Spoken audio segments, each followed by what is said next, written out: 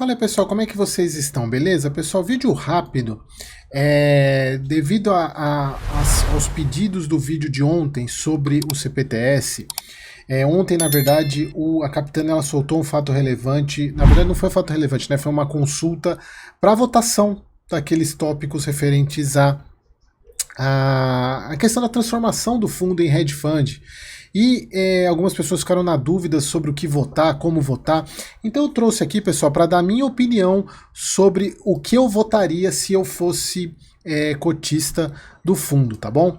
Então, pessoal, aqui mostrando o regulamento, foi ontem, né, dia 28, falando o procedimento de consulta formal. A consulta é para vocês receberem um e-mail, né, com o link. Várias pessoas falando, né, que receberam o link para entrar para a votação. Então, pessoal, o que está sendo posto para votação? Primeiro ponto, alteração e consolidação do regulamento do fundo para refletir as deliberações ora aprovadas, bem como ajustá-lo às disposições da CVM 175. Pessoal, isso aqui todos os fundos vão fazer em algum momento. Eles têm prazo, inclusive, até o ano que vem para fazer. Então, pessoal, isso aqui não tem para onde fugir. Todos os fundos, se eu não me lembre, que eu me lembre, acho que o primeiro fundo que fez isso foi o HGBS, um dos primeiros fundos que fez a alteração do regulamento. É batata, pessoal. Isso daqui não tem para onde fugir. Depois eu vou mostrar lá qual que é a minha opinião, onde eu marquei o xizinho para votação. Então, essa aqui não tem para onde fugir, tá? Inclusive, eu fiz um vídeo aqui no canal. Depois procurem aqui CVM 175 que eu mostro o que é essa resolução, o que mudou. Mas não tem para onde correr, tá? Letra B. Essa é a mudança mais importante do fundo, alteração da política de investimentos. Eu até anotei aqui, porque aqui, pessoal, algumas pessoas falam, Eric, cadê o anexo A?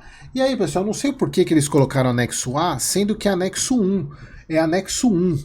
Eu não sei por que eles colocaram A e aqui colocaram 1. Bom, eu coloquei aqui a página, né? Então essa daqui é a nova política, mostrando, eles não citam o nome hedge fund, porque não é um nome comum, mas aqui pela política a gente já sabe que é um hedge fund. Eles podem investir em CRI, cota de fundo imobiliário, debenture, LCI, cota de FDIC, dos ativos até 100% do PL, ações de empresas imobiliárias, cotas de fundo de investimento em ação em 20%, bens imóveis, cotas de FIP, participações societárias, aqui as SPS, né, e aqui eles podem investir em imóvel em um PL até 500 milhões, aqui eles mostrando aqui, né, 50% do PL, e acima 40% e acima de 1 milhão 30%. Ou seja, acima de 1 milhão eles só podem investir até 30% do PL nisso. E CEPAC 5%. Então essa daqui é a característica básica de um hedge fund. Então tá aqui a mudança essa é a política, é isso que eles vão mudar. Bom, alteração do regulamento para a inclusão de uma nova redação referente à possibilidade de prestação de garantias pelo fundo relativamente às operações relacionadas aos ativos integrantes de sua carteira, bem como a constituição de ônus reais sobre imóveis conforme definido em regulamento. Pessoal, isso daqui também é uma das mudanças que todos os fundos vão precisar fazer, porque isso aqui é atendendo à mudança que teve na lei de fundos imobiliários, que foi no final do ano passado. Inclusive eu fiz um vídeo sobre essa mudança também, onde agora os fundos imobiliários eles podem usar os seus bens para cobrir obrigações do próprio fundo. Até então não se poderia fazer isso, agora pode, e não adianta, eu já vi muita gente falando que não nesse caso aqui, porque acho que já deu uma amadurecida, mas nas primeiras votações de alguns fundos falando que ia votar não, que não sei o que. Pessoal, não tem para onde correr, pessoal. Isso daqui é a lei de fundos imobiliários que foi alterada, não tem para onde correr. E aqui é aquele ponto, né? Se o fundo é bom, ele pode se alavancar bem. Se o fundo é ruim, já sabem, né? Então aqui também é um ponto que não tem para onde correr nesse aqui. Alteração do capital para capital autorizado de 10 bi. Isso daqui eu acho que todo fundo teria que fazer. Quer ver? Página 17. Deixa eu ver aqui onde que tá isso. Página 17. Aqui, ó, página 17. Aqui, pessoal, o que é capital autorizado? Se o fundo não tem um capital autorizado, significa que toda emissão que ele for fazer, ele tem que chamar a assembleia para que os cotistas aprovem a emissão. Se ele tem um capital autorizado, já autorizado, como o próprio nome diz, e ele pode chamar a emissão que não ultrapasse esse valor sem aprovação da assembleia. Isso é muito bom, porque deixa o ativo, deixa o fundo ágil. Isso é muito bom. Todo fundo tem que ter capital autorizado alto, para ele não precisar ficar chamando a assembleia, porque ele pode perder o timing. Porque imagina você ter que chamar uma assembleia para fazer aprovação para ter a emissão. E aí você pode perder o time, porque isso tem custo, né? Você fazer toda essa assembleia tem custo, então isso reduz custo, inclusive para o fundo. Isso também é algo que precisa ser feito. Bom, alteração para reinclusão da nova redação referente ao quórum qualificado para destituição e substituição do gestor do fundo. Pessoal, aqui o meu entendimento foi que eles incluíram que para destituir gestor do fundo tem que ser quórum qualificado, mas eu acho que isso, pelo que eu entendi, embora pareça ser pô, eu tô querendo... O que é o quórum qualificado, pessoal? Você precisa ter mais do que 25% das cotas na votação. Então não dos cotistas, tá, pessoal? É da quantidade de cotas. Você pode ter um cotista só com 25%, ou 10 cotistas que somem 25%. Você precisa ter mais de 25% das cotas do fundo participando da votação, dos donos das cotas participando da votação.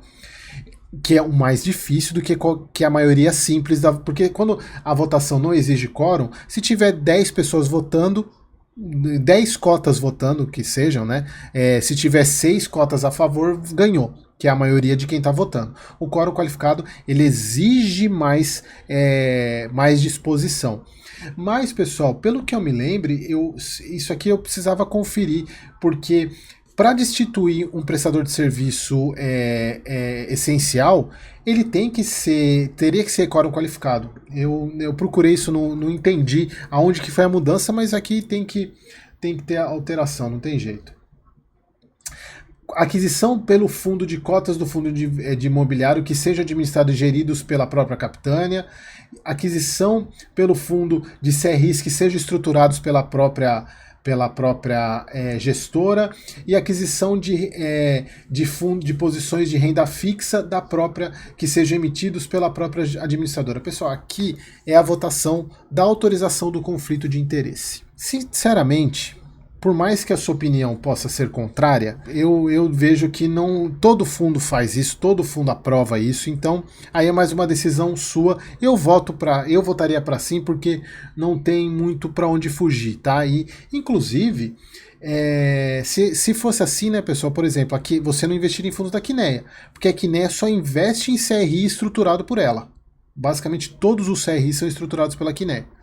Ou você não investiria no CAFOF, que tem fundo da Quineia, você não investiria na Red, que o HFOF tem fundos, tem próprio HLOG lá dentro, a posição grande, então não faz muito sentido não votar nisso, né, e não aceitar isso em outras gestoras.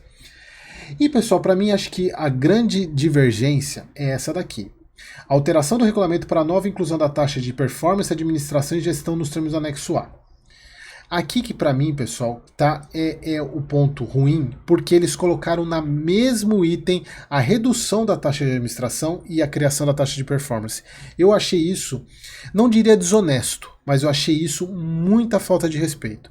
Eu acho que se eles quisessem sentir como que os cotistas pensam sobre isso, coloquem item separado para votar. Por quê? A gente vai pegar aqui, ó. Aqui o primeiro item eu coloquei, até marquei sim para votar, né? Aí é isso que você vai ter que responder. Na verdade, isso que você vai ter que responder, não. Isso aqui é o que eu responderia, aí você escolhe o que você quer, que é a questão da alteração, da inclusão da 175 no regulamento, sim. Alteração da política do fundo, sim. Alteração do regulamento para nova redação, sim. Alteração do regulamento para inclusão do aumento capital autorizado, sim. Aqui, pessoal, eu coloquei não, mas eu estava pensando, por causa dessa questão da redação para o quórum qualificado, eu acho que, mas aí que tá, pessoal, é muito ruim se não tiver quórum qualificado para troca de gestão. Imagina 10 cotistas vão lá mas para chamar a assembleia, é isso que eu tô falando, quer ver, ó? Quer ver? Só para vocês verem o que eu tô falando, destituição, olha só, quer ver? Se vocês pegarem no regulamento, ó, As deliberações de assembleia de cotistas serão tomadas por maioria dos votos dos presentes, exceto nas deliberações relativas à destituição ou substituição do prestador de serviço essencial, que é, no caso, o administrador. Então aqui já está desse jeito. Agora eu não sei se isso é novo ou se não estava assim. Então eu entendo que tem que manter como incluir isso, né? Então, na verdade, eu tô na dúvida aqui, eu acho que eu votaria sim aqui, tá, pessoal? Eu tenho até mudar aqui, porque na minha visão eu acho que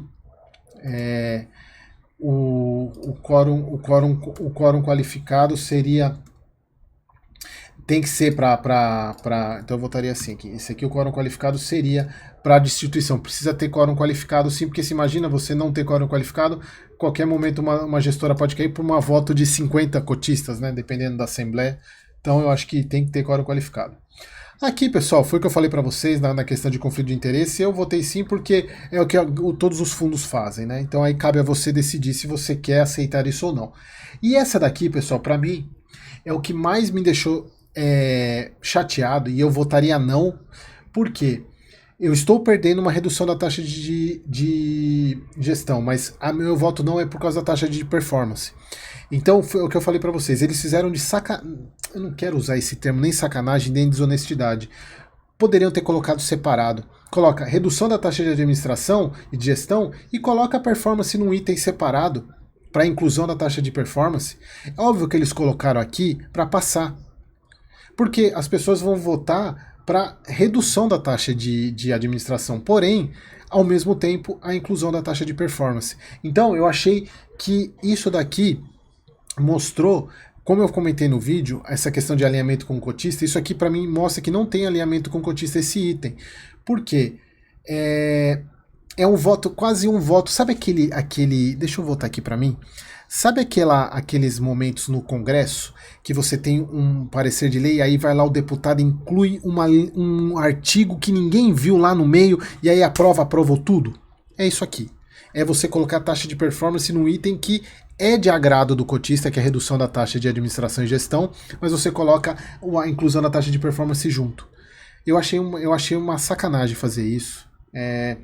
Bom, é isso. Pessoal, então eu espero que vocês tenham entendido. Quem ficou na dúvida sobre como votar, tá lá o que votar, tá lá você deve ter recebido no e-mail aí o link para votar, e aí exerça o seu direito, tá bom? Aquele abraço.